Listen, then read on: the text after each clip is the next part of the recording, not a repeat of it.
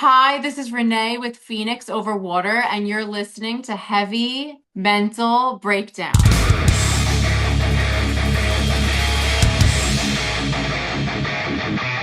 Hey everyone, welcome to Heavy Mental Breakdown, a podcast that breaks down song lyrics with the artist for a more in-depth look behind their meanings. Hell yeah. Thank you, Renee, so much for coming on with me. I super appreciate it. I know you've been working all day long doing all your artwork and Yes, I everything, all the have. craziness. Yeah. So, for anybody who's listening to this who does not know who Renee is or Phoenix Over Water is, what is a little bit of a background summary that you can give us? Who you are, where you're from, and kind of why you do what you do.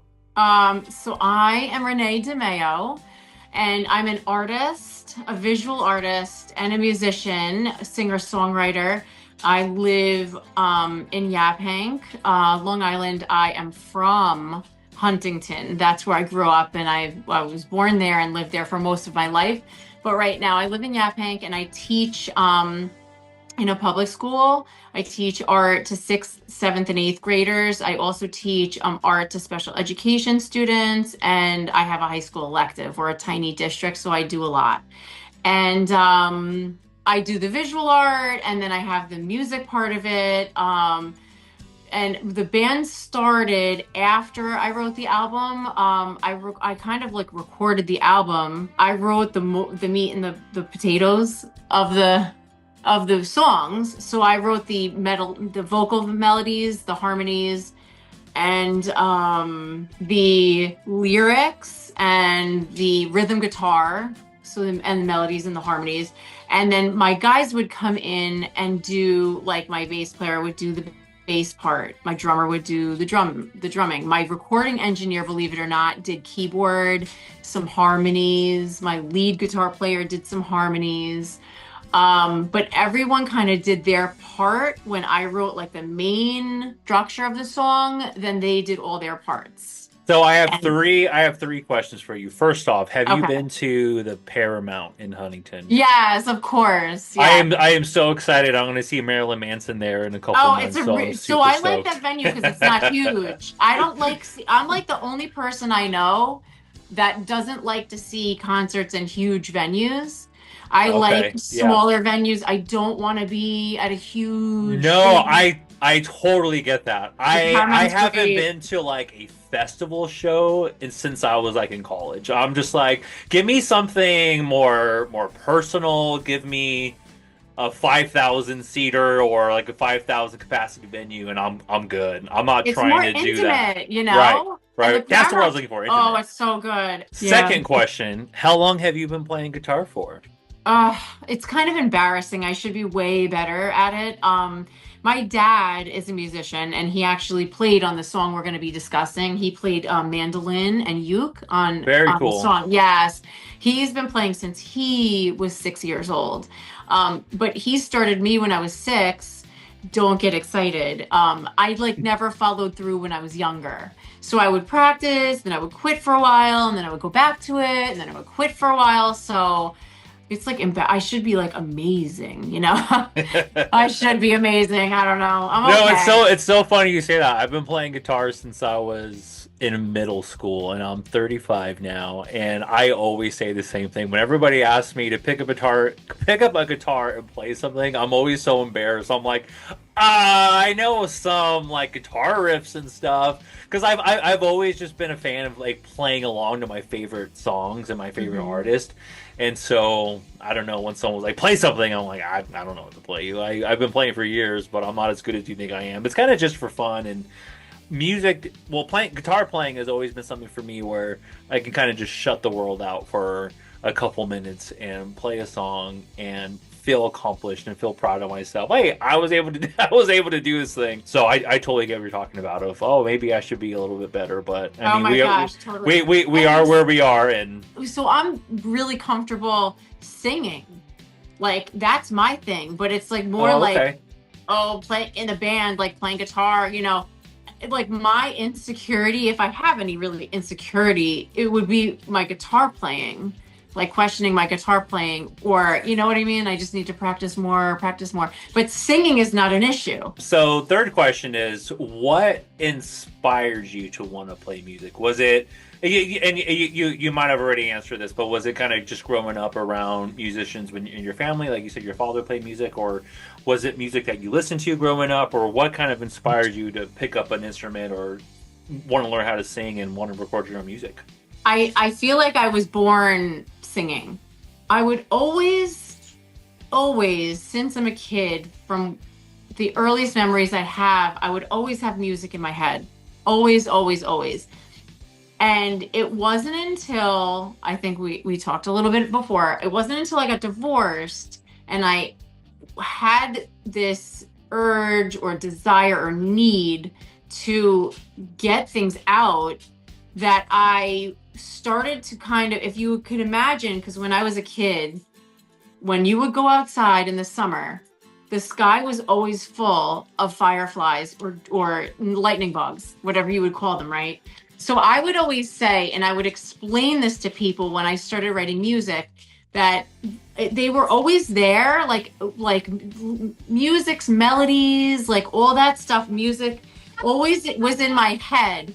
But like when I started writing music, it was like catching that stuff that was floating through my mind all the time. So, and I feel like when I'm painting, when I'm doing more of my visual art stuff, my music brain, part of my brain, I like suppress it a little because I feel like it takes a lot of energy to do one or the other. So when I was writing the music, when I was writing the album, it took me 6 months to write. We dropped 9 songs, but it only took me 6 months to write 12. Okay, we didn't drop all of them, but we decided to only drop the 9. But I wrote them really pretty fast, you know, and I would a lot of the times wake up at 3 a.m. and I would have a melody in my head, and I would be, and once I'm in that zone, it's always coming to me, the songs in my head when I'm half asleep. So like when I'm waking up in the morning at 3 a.m. or like I never sleep through the night. So I would hear the music in my head and then I would get up, I would grab my guitar, I would figure out I would sing into my voice memo, the chords, and try to piece the chords together. I love that whole process. And like no, that's very interesting that you said that you would wake up in the middle of the night or early morning and just have songs in your head. You talk about that you started to write music during or after your divorce, and I feel that a lot of really great art comes from rough times, and it really brings something out of us because like you said, we were talking before, and you know I'm divorced as well, but a lot of a lot of great art came from that, and I feel that there's many ways you can go about pain and sadness, but I think that art is really the best way to get that out, and a lot of the best art comes from that pain. And so, oh, definitely, that's great that you were able to use that pain for something artistic and productive, and something that now you can look back at and be like, I did that. Because a lot of people want to put out an album. I mean, I would love to put out an album. I've been writing music ever since I was in middle school, and I yet to put out a single track because it actually really terrifies me to record something and put it out there. So anybody who does that, I have a lot of respect for, such as yourself. And so, no, that's really great that you were able to kind of turn that around and find something beautiful outside of something that's a little dark. And I think that's the best art comes out. It like exploded, you know what I mean? Like out, it exploded out. It was like all of it had to come out. And were you feeling that before the divorce, that you needed to let out your artistic side, or was that kind of compressed a little bit inside? I feel like everything was being shoved down. Like I don't feel like when I was married I was doing those things. I felt like I wasn't creating as much as I should. And luckily I'm an art teacher. So I feel for my profession, I have to be an artist first before I'm a teacher, so I can teach those kids the real, way to do stuff. Right. So, And I love bringing work to, my work, and I work with my kids. Like, I work on my own stuff with them, in front of them, and use it to teach them, and it's great.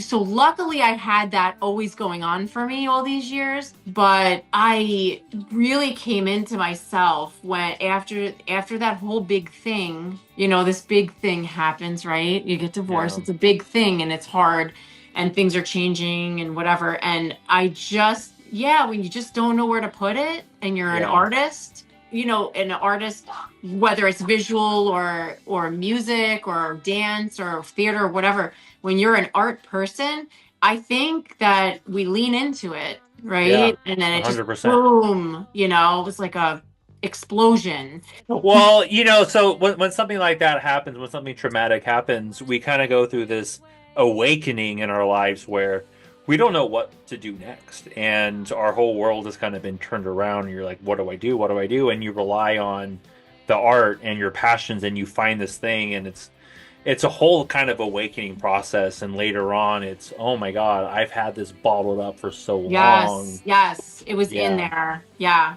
So I felt like it was bottled. Yes. yeah, I mean, so I'm deeply sorry about what happened, but I'm really happy that you were able to find that artistic side and bring that side out instead of, more of a sadness and depressive side, which I'm sure there was some of that, of course.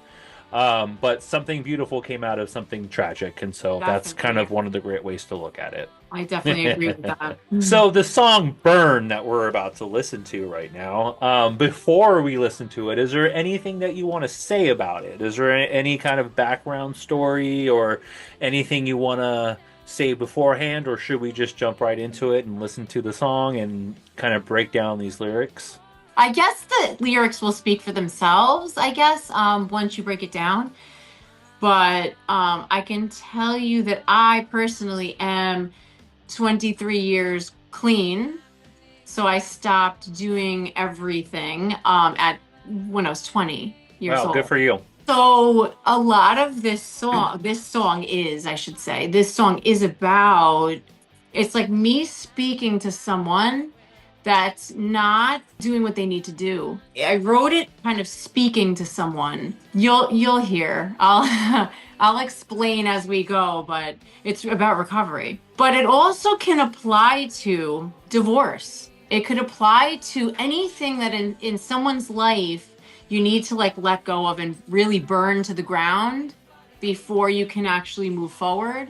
Yeah. So it can really speak to a lot of different situations. So yeah, there's a quote that I know that says sometimes you have to burn it all down in order to rebuild again. And I love that quote because it's true. Sometimes you you have to destroy something in order to pick up the pieces and kind of rebuild again. Because if you just take little by little off, you're kind of just there's no point almost. It's still there, it's still standing, and there's nothing you can do about it. But if you just burn it down completely and you have to rebuild and you're forced to rebuild, that's where you can find yourself, and that's when you can pick up those pieces and kind of guide your own life and your thoughts and everything the way that you want to, and kind of go down a new path. So I love that. I think that's great. Yeah. And after I got divorced, I got a big, huge phoenix tattoo on my arm. Before I named the band. None of my tattoos really mean anything, but that actually did.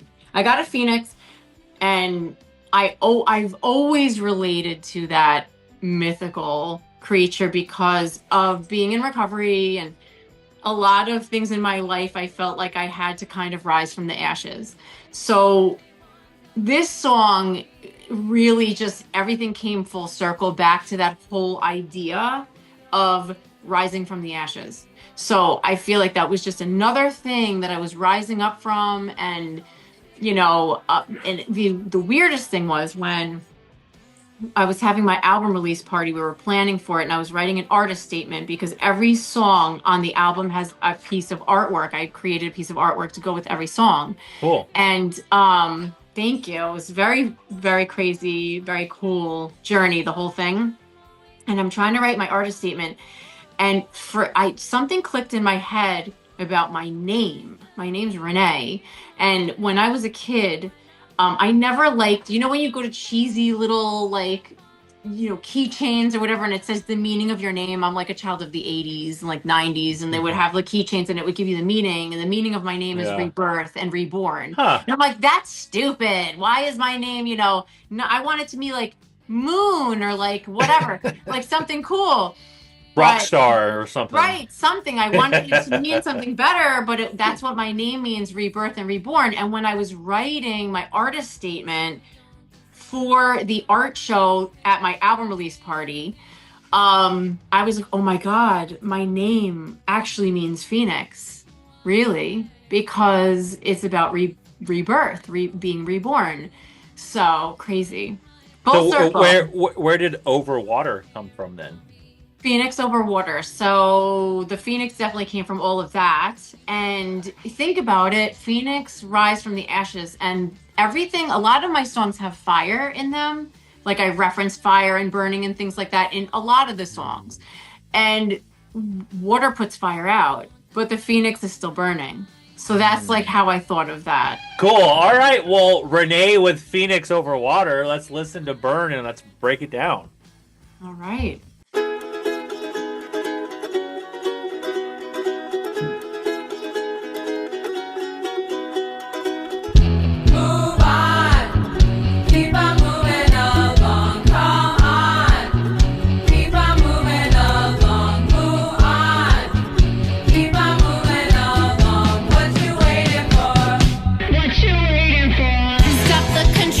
All right, we're actually going to stop there already, just because Okay. I just want to talk about this intro here. Where did you find your inspiration to start off the song with something that's, to me, it seems very positive? Is that that's a positive message there? So for a song that's so deep to you, that's going to go into some more meanings. What made you want to start off with something a little bit more on the positive side, especially open up with like a ukulele? Yeah. So it's so funny. When we were in the recording studio, this was really a collaboration. This intro was my recording engineer, Jerry, his now fiance, Rachel Miller, and Rachel and I were the ones on that track just now.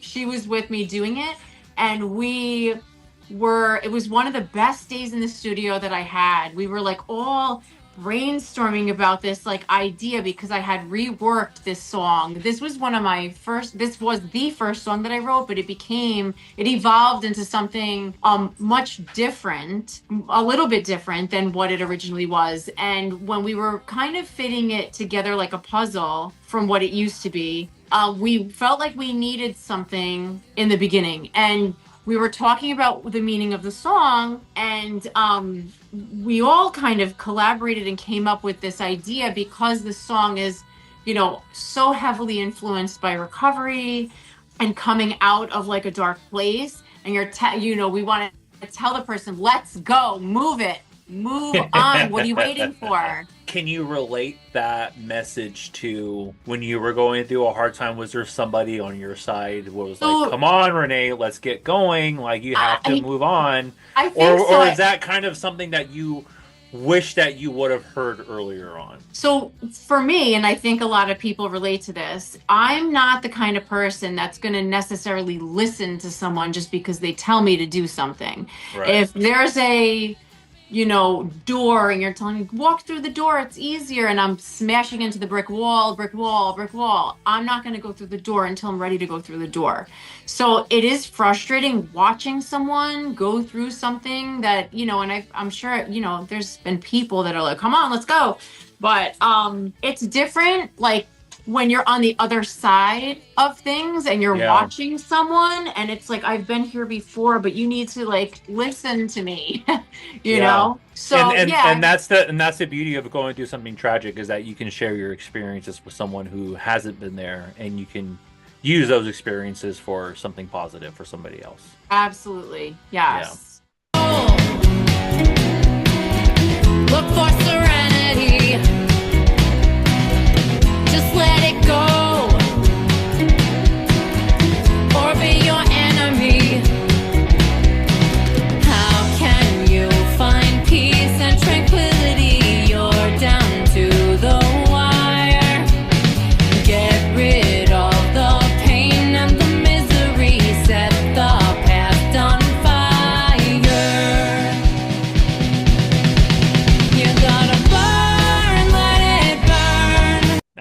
love it. It's so catchy. Thank you. I find myself over here just like rocking out to this. All right, so let's just take that first part. Stop the control. Look for serenity. Just let it go or be your enemy. Yes. Break that down for us a little bit. Okay, so I feel like a big problem that many people have, especially like I can speak for myself. So a big, huge thing if you're, about being in recovery is, trying to find serenity in this crazy thing, right? And I like to speak for myself. I want to control everything. I want to, I'm afraid to let go. We're always afraid to let go of that control. And once we do, I think a lot of the times it frees us and we can start the healing then. But when we're holding on with claw marks, Wow.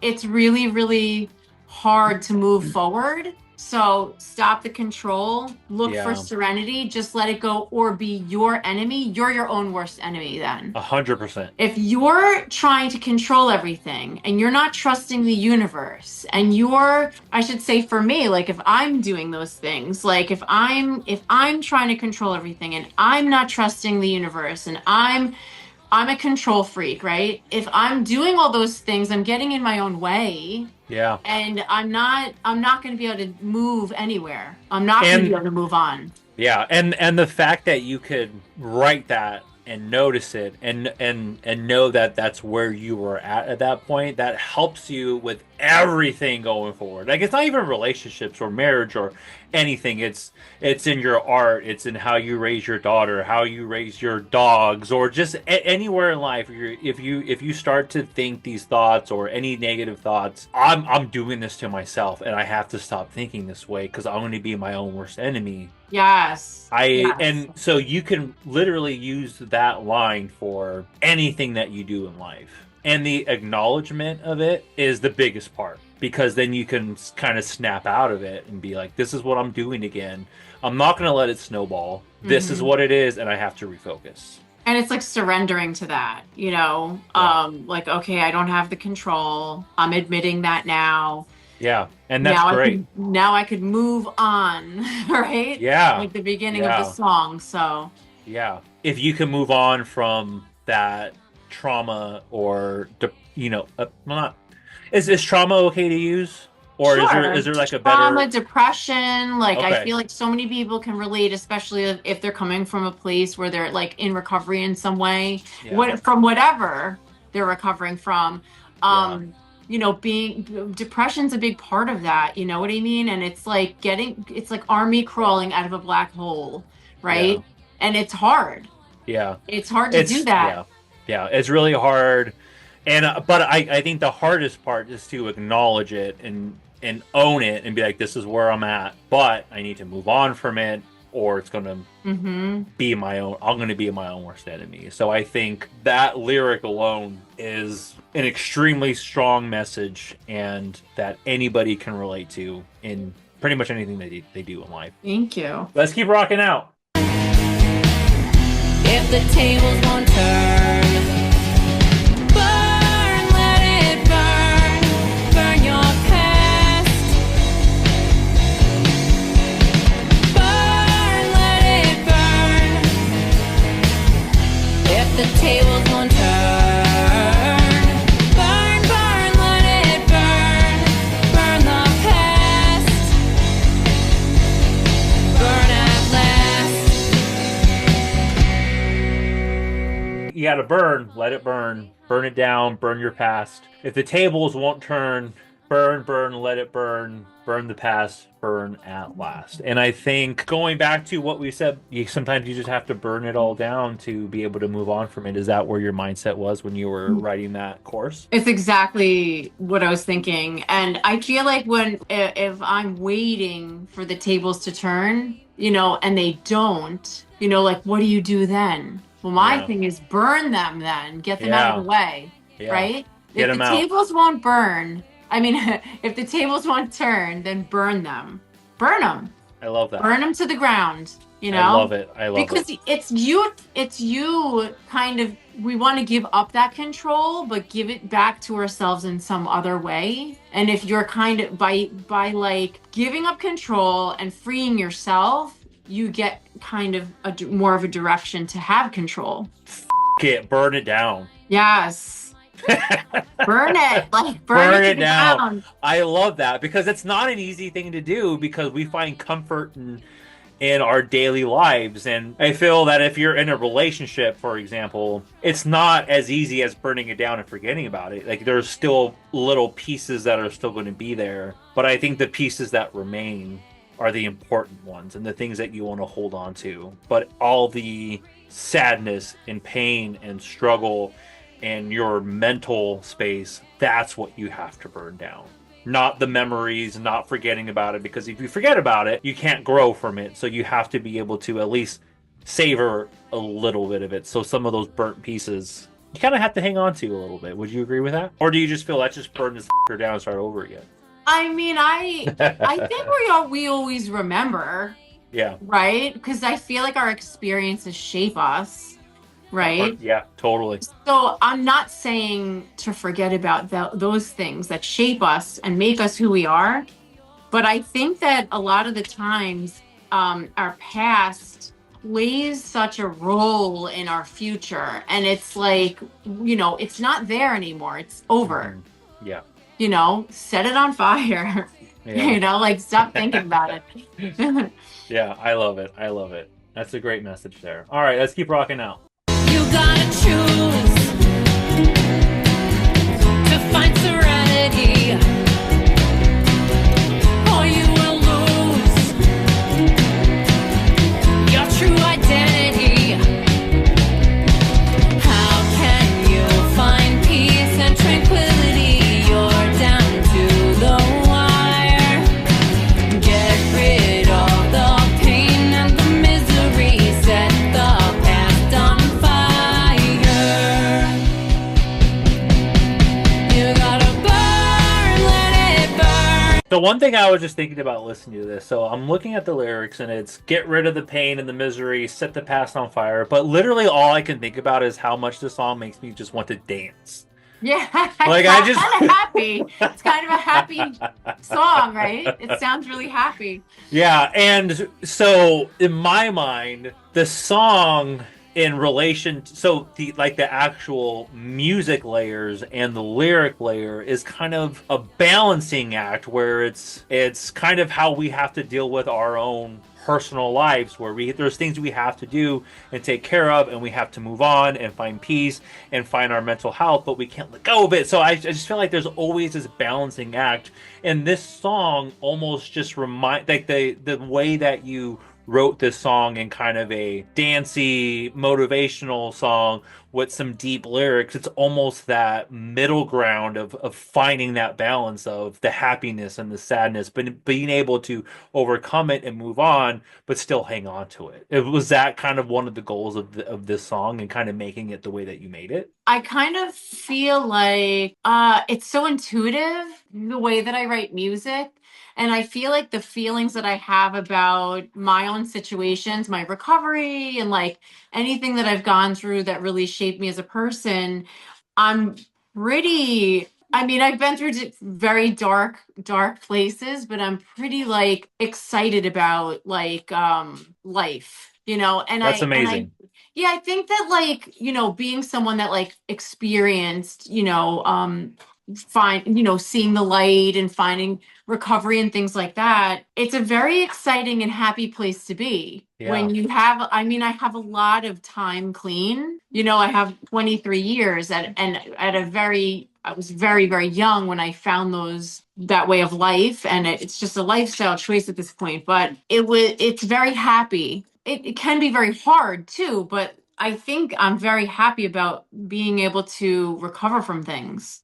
So that's probably why my music for this particular song is kind of like a happy message. Yeah. I've been there. I kind of think I feel like I've been there, and it's Like like you're- really yeah. okay. Yeah, It's gonna exactly. be okay. I love that. Yeah.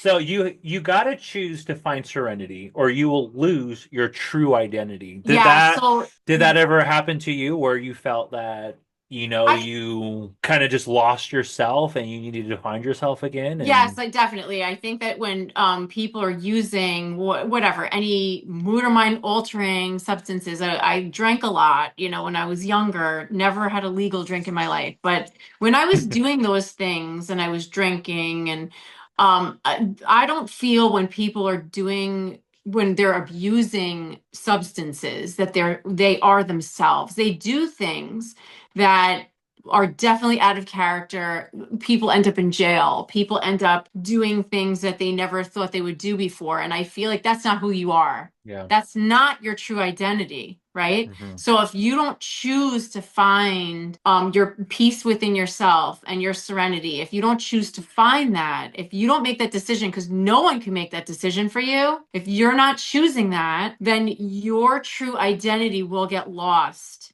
in things that you're not meaning to do because of this disease of addiction, right? If we want to call it that, I'm a believer of that it's a disease. That's where I come from, whatever. But that will take over you. And it doesn't just have to be about addiction again, because like I got divorced too, but if we're not facing it and choosing to deal with things, I feel like for me at least, like who I really am will get lost. So that's really what that's Yeah. about. How can you find peace and tranquility? You're down to the wire. Get rid of the pain and the misery. Set the past on fire. Yeah. It kind of seems like that's kind of everything that we've just kind of been talking about. Yeah. Yeah. Yeah, it's pretty much the same thing. You Yeah. want to find peace and tranquility. You're down to the wire. You might be losing time. You Yeah. might be you might Mm. not be able to make it much That's longer. heavy. That's heavy. I had in recovery, I was with someone who he ended up dying. We weren't together at the time when he passed away, but he relapsed. He had like 14 years at the time, and it was one of the most painful experiences that I had ever been through. One of my other songs is about him and someone else that I watched relapsing, and this person actually died. And I'm sorry. not the That's first tough. person. Yeah, not the first person that I saw pass away from Mm. addiction.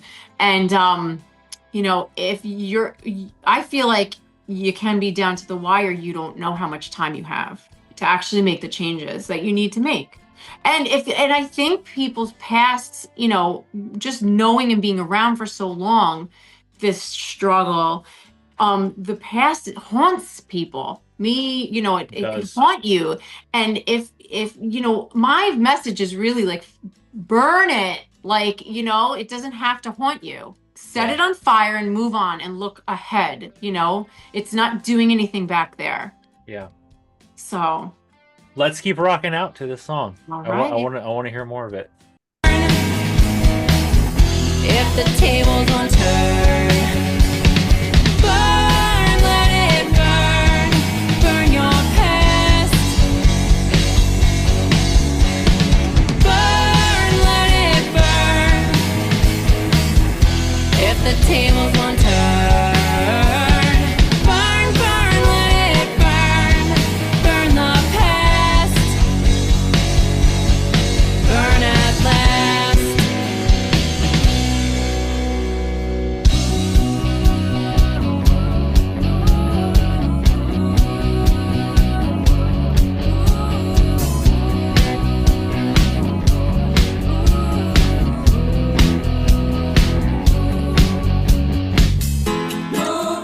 I don't know if this is a silly question or not, but the bridge, you Mhm. do there's a big part there where you're just saying ooh. Mm-hmm. Is there any meaning there? Is there a reason why you chose to hum or sing or add that there instead of more lyrics or a message there? Is there any deeper meaning to that bridge?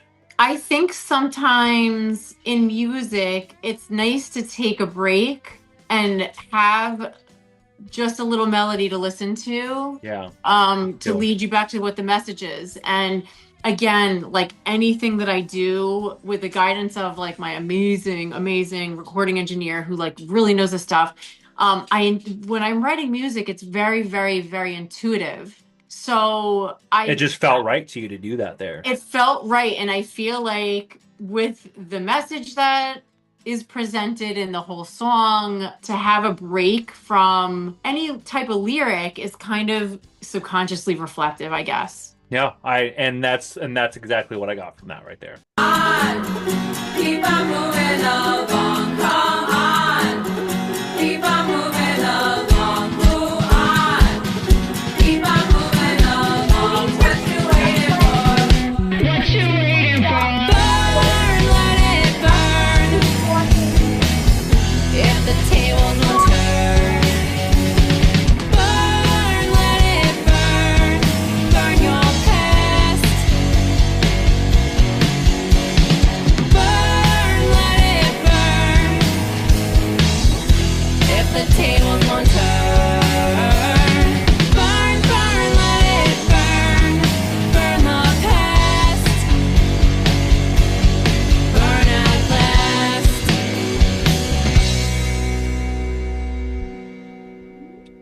Well, that was Burn Yes. by Renee of Phoenix Over Water. Is one of your goals of being a songwriter to be able to write music about your experiences from a place of not still being in it, but from a place looking back and being able to share your story and uplift people? Or is that kind of just this song, or is that kind of one of your goals for songwriting? I think when I write music, well, when I wrote the album, it was really for myself. I wasn't trying to stick to any music genre. I wasn't trying to really, it was really for my own healing. And I do think that I love helping people. I do. I love it. I'm a teacher. I love people. I love psychology. I just love, the way the mind works and Yeah. I think that I write music in the thick of it when I'm going through things. I write music, looking back on things. So it's like really anything goes for me. This particular song was definitely me like looking back and like I can help you listen to me kind of a thing, and really to myself too. It's Yeah. really, this song was to me and other people who could relate to it, but just about like that willingness to, wanting to grow and move forward so badly that I was willing to set everything on fire to do that. And allowing everything to burn to ash in order to move on. I was willing to do that. I was willing. So, Yeah. you know, So once you put this album out and the track out, especially now knowing the meaning behind the song, how did it feel to finally put it out in the universe and kind of show that vulnerability of this is where my mind was at, and here's some art for you? Like how did it feel kind of just putting it out, and how was the reaction to it? I feel like it was amazing to put this music out into the universe. But was the most amazing part of it, I think, was that I really don't care what anyone thinks about it. Like, Hell yeah. That's That's the best answer. I don't care if people don't like it. I'm You sorry, can't. You can't. but Yeah, you can't. I don't think you can. Like, if I make No. art that you don't like, or if I make music that someone doesn't like, and I think people stop themselves from putting their art or music out because they're worried about what other people think, and I don't think that you should do that. I don't think it matters. And I don't care if someone likes my face or not. And I don't care if someone I don't care. Yeah. I don't care. I think it's because I'm older. I don't care. And Yeah. and my thing is, people will find it. If they need it, you need to hear what I have to say or my message, and I'm here for you, you will find what I'm saying. You will find me and find my message. And that's the listener and the viewer that I want looking at my work or listening Yeah. to the music. Yeah. You know what I mean? I honestly, when I dropped this album, could give a crap if not anyone, if no one listened to it. It wasn't for anyone. I wanted it for myself. I needed to do it. Did Does you that make sense? feel a sense of release It when was you let amazing. it out? Like, was it like I was a so proud. this heaviness that you were holding for so long? Did it feel like, oh, I can breathe and I've let this go and here it is and now I can kind of move on, even though it sounds like you were already at a point where you burned it down and you moved on. But I feel when you put it into art and then you release it, there's another sense of It release was a there. different level. It was Right. like the next Totally. step of it. It was Yeah. like the process of creating the album was the process is a lot of the times the most important part of anything. So I feel like the process of making the music was one stage of healing of the creation of working with the people that supported me the entire time, my musicians, my friends, my recording engineer, just having a team of people that I really like loved and cared about and like were behind me doing this and believed in it, and that having that support when I needed it after I went through something really hard. They might not even realize what they did for me, but Yeah. they carried me through that experience, that it was really raw time for me. And then I was Yeah. just around these guys and they helped me get through it. And then once the album dropped, it was stage two. You know, the Yeah. album release, preparing for the album release and the art show and making the art for every song. And like, that was another stage. And then like having it out now. Now what my band is doing, it's very difficult. I feel like how the music industry is now, like just how it's just not how it used to be. How like original bands, like it's just not as easy as it used to be to play out. It's just hard dealing with venues. It's now we're at that stage where okay, we're going to play out, play live, and being older, you don't want to deal with a lot of the crap that you would normally deal with when you're younger. Right. Like, oh, I'll do this or I'll do that. Like You don't I'm want to like, live out of a no. van and traveling across the country with like 4 or 5 stinky dudes and You know what I'm saying? and eating McDonald's every night. You don't want to do that.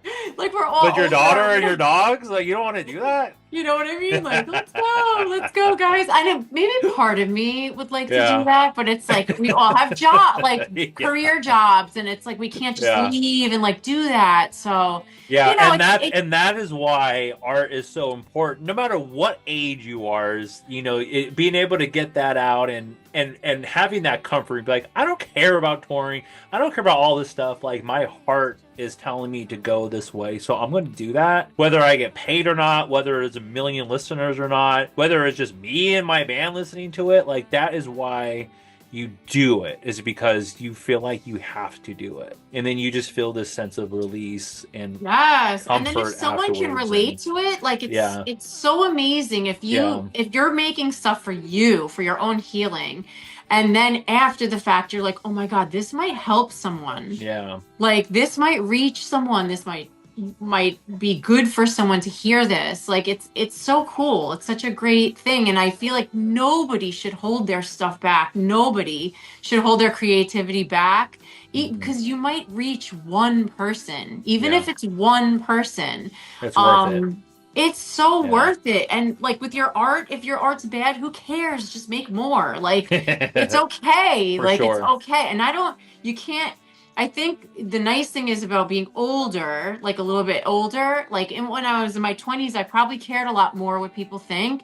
When you get a Sure. little older, you care less. And Yeah. that's freeing and amazing. Yeah. So, I feel so. My next question was, what advice would you give to somebody who wants to use music and songwriting as a form of therapy to let out their emotions? Someone who didn't have a father growing up in music, someone who doesn't really know the route to go, and it's kind of like they look at everything from recording to picking up an instrument to putting it out to getting on iTunes and just like everything, like the whole, because it could be very, very overwhelming to somebody who's not in that world. I would say, first of all, definitely create for yourself. And don't worry about pleasing anybody. And don't worry about fitting into any specific style either. Just do it. Write it for you and your own healing. And as far as like, they don't know how to play anything, or they do. Yeah. Or You're I saying mean, maybe they do, maybe they don't, but they've never like recorded anything or like published it or mastered something or mixed something, and like all I the have to different say, layers, a lot of people these days do a lot of studio work on their own. That's not the way that I chose to go through it, because I really didn't know anything about that. My ex-husband knows a lot about that. His band was really big and they recorded a lot of stuff, and he knew these programs and things, but I didn't know any programs. So I always knew my very, very good friend from work. Her fiance is a recording engineer, and that always sat in the back of my mind. So because I knew I had this connection, when I went through what I went through and I wrote my first song, I said to her immediately, I'm a go-getter. I like do it. If I get an idea in my head, I do it. I do it. And I think big a lot. And I said to her, I wrote a song and I want to meet with Jerry. And I made an appointment and I went to the recording studio. So I feel like if you really don't know where to start, starting with a seasoned recording engineer that you trust and vibe with is really, really important, because my relationship with my recording engineer helped me develop my writing style for my music. And I really didn't know what I was doing when I walked in there. My first song became like the last song that I worked on. The first one I like circled back to after I wrote 12 songs, and I went back and it evolved. That one song, Burn, changed, and it grew and it changed and it evolved into what it is now, which is like something different from what it was, but the bones are there still. So, but with the help of my recording engineer, I really learned a lot about songwriting, and I grew as a person in that studio. So I would highly, highly recommend a recording engineer to people that like are starting from nowhere and they don't know what they're doing. So would you say maybe the first step is to utilize resources and trust yourself and trust the people around you to help guide you? Because the most important thing to do is to just start, you have to just take, do is start. Yes. Yeah, you have to just take a first step. Doesn't really matter what it is, whether it's guitar writing or lyrics or finding somebody or a studio or whatever it is. Like, you have to just start somewhere. And so for you, it was utilizing your resources and being open to letting kind of just what happens, but knowing that you've at least started. And I wrote that starting song. point. Yeah. I wrote it, and I had like, I never would show up to the studio. You can show up to the studio with just some ideas. You can do that. But for me personally, I always had my songs, the lyrics and the rhythm guitar melodies figured out. I had that all done. And when I went in, I did those things. And once we recorded my rhythm guitar and vocals, then we would bring the other pieces would fall into place, and would bring the people in. But getting the bones of it, and then we put everything else on. But yeah, like, I think you have to trust yourself to find the right people too. And like, if it feels right and the connection feels right, like, I can't say enough great things about where I recorded my album. You know what I mean? I could not have done it without Down Island, Yeah. So my team, Down Island, Creative Studios, like Jerry, I'm here because of him, really. He was behind me, you know what I'm saying? Like, yeah, but ultimately it started with you and an idea for a song. Me and an idea. Yes. And you wrote it down. Yes. And then it just grew from there. And it grew. And so I think the best, kind of just what we said, no matter what route you decide to go, the alternative ways, the best thing to do is just start. If you have an idea, just write down lyrics. It doesn't matter if it rhymes or if it's, inspirational things, or if you think it's just for you or just for somebody. Just start writing, because once you start, the ball just starts rolling and people come into your life. And because once you start, you like manifest it. Exactly. Yeah. You start to manifest things, and it kind of just starts falling into place. And before you know it, you have an album on all streaming platforms, and you're talking about your lyrics and how now you're looking back on it and super proud of yourself, and here you are. Yes. That's great. So what is the future for Phoenix Over Water, or just Renee as an artist? What is next? You have your album out. What's next on the the to-do list for you? So playing live is on the list. Paramount. Open up yeah, for Marilyn. yeah. Open up for Marilyn Manson in a couple months. I'll be there. Imagine. I'll be front Yeah. row cheering you on, singing along to Burn. Thank you. Playing live is definitely the next step, I think, for the band, for sure. As far as like me creatively, I'm throwing myself into like a bunch of different visual art projects, writing a children's book, and I'm working on this series of fighters. I just did the first one.